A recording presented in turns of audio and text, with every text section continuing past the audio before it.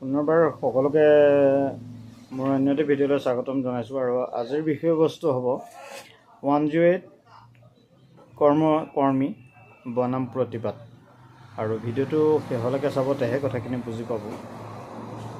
বৰ্তমান সাম্প্ৰতিক সময়ত 108ৰ যিসকল কৰ্মী চালক হওক বা EMT হওক, এক প্ৰতিবাদী কাৰ্যসূচী তেওঁলোকে আৰম্ভ কৰিবলগীয়া অৱস্থাৰ সন্মুখীন হৈছে। আৰু কিয় কৰিবলগীয়া হৈছে এইটো তেওঁলোকে হয়তো অনুভৱ কৰিছে।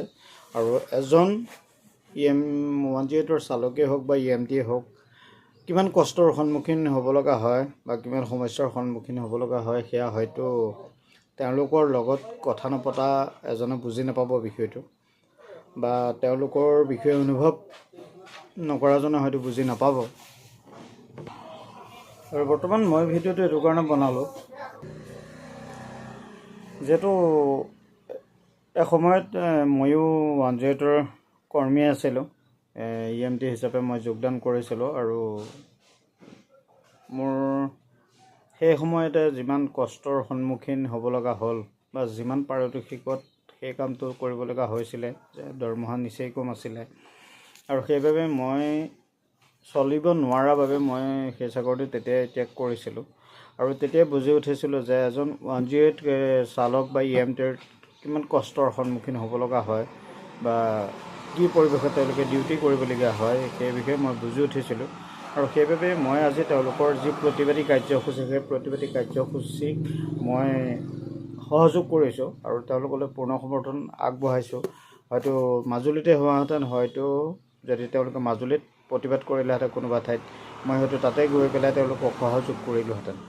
কথাটো হ'ল যে তেওঁলোকে প্ৰতিবাদ কৰি আছে আৰু সেই সময়ত আমাৰ জনসাধাৰণে কিমান দূৰ সহযোগ কৰিছে বা সেয়া চিন্তনীয়। যি কি নহওক, যিহেতু 108 ইমাৰ্জেঞ্চিৰ যি সেৱা, সেই সেৱাটো বিষয়ে সৰ্বসাধাৰণ আমাৰ দৰে সৰ্বসাধাৰণ ৰাইজেহে অনুধাৱন কৰিব পাৰে। যিহেতু যিসকলৰ সেই সুবিধাৰ প্ৰয়োজন নাই বা নিজা বাহন আছে বা অন্যান্য যিকোনো সুবিধা আছে আৰ্থিকভাৱে টনকিয়াল, তেওঁলোকে হয়তো অনুভৱ কৰিব নোৱাৰিব। যিহেতু আমাৰ দৰে সাধাৰণ ৰাইজে এই বিষয়টো অকণমান অনুভৱ কৰিবলগীয়া হৈছে আৰু কষ্টৰ সন্মুখীন হ'বলগীয়া হৈছে। যিহেতু বৰ্তমান সময়ত 108 যদিও সেৱা আগবঢ়াই আহিছে, সেয়া সম্পূৰ্ণ তেওঁলোক সফল হোৱা নাই। যিমান পাৰে তেওঁলোকে চেষ্টা কৰিছে, তথাপিতো তেওঁলোকে যিসকল প্ৰকৃত কৰ্মচাৰী 108ৰ যিসকল চালক, তেওঁলোকে যিদৰে ছাৰ্ভিচ দিছিলে, সেৱা আগবঢ়াইছিলে, বৰ্তমান সময়ত তেওঁলোকে ইমান দূৰ সেৱা আগবঢ়াব পৰা নাই, যিহেতু কৰ্মীৰ অভাৱ। এতিয়া মূল কথাটো হ'ল, তেওঁলোকে যিধৰণে প্ৰতিবাদী কাৰ্যসূচী কৰি আছে, সেই কাৰ্যসূচীত চৰকাৰেই হওক বা আমাৰ দৰে সৰ্বসাধাৰণ ৰাইজে হওক সহযোগিতা আগবঢ়াবতো খুবেই প্ৰয়োজন। কথাষাৰ মই বাৰম্বাৰ কিয় ক'ব লগা হৈছে, যিহেতু তেওঁলোকৰ মই আগতে এদিন লিখিছিলোঁ যে তেওঁলোকৰ পাৰিতোষিক কম। বৰ্তমান সময়ত বস্তুৰ দাম বা অন্যান্য কিছুমান সা সুবিধাৰ পৰা তেওঁলোক বঞ্চিত হৈছে। যিহেতু বস্তুৰ দাম যিমান বাঢ়ি আছে বা ইমান কম পাৰিতোষিকত তেওঁলোকে যিহেতু ডিউটি কৰিব নোৱাৰে, যিহেতু 12 ঘণ্টা ডিউটি, হয়তো কোনো কৰ্মচাৰী 12 ঘণ্টা ডিউটি নাথাকে। যিহেতু 108ৰ এজন কৰ্মীয়ে সম্পূৰ্ণ 12 ঘণ্টা ডিউটি কৰিবলগীয়া হয়, যিকোনো সময়ত তেওঁলোকৰ খাবলৈও হয়তো সময় নাথাকে বা শুবলৈও সময় নাথাকে। তেনেস্থলত তেওঁলোকে দৈনিক ডিউটি কৰি আহিছে, তেওঁলোকে সেৱা আগবঢ়াই আহিছে। ক'ভিডৰ সময়তো আমি দেখিছিলোঁ তেওঁলোকে যিমান কষ্ট কৰি তেওঁলোকে সেৱা আগবঢ়াবলগীয়া হৈছিলে বা তেওঁলোকে নিজৰ ঘৰখন সেই মুহূৰ্তত ত্যাগ কৰিবলগীয়া হৈছিলে। ক'ভিডৰ সেই মহামাৰীৰ দিনবোৰত তেওঁলোকে নিজৰ পৰিয়ালৰ পৰা আঁতৰি থাকি হ'লেও তেওঁলোকে জনসাধাৰণক সেৱা আগবঢ়াইছিলে। আৰু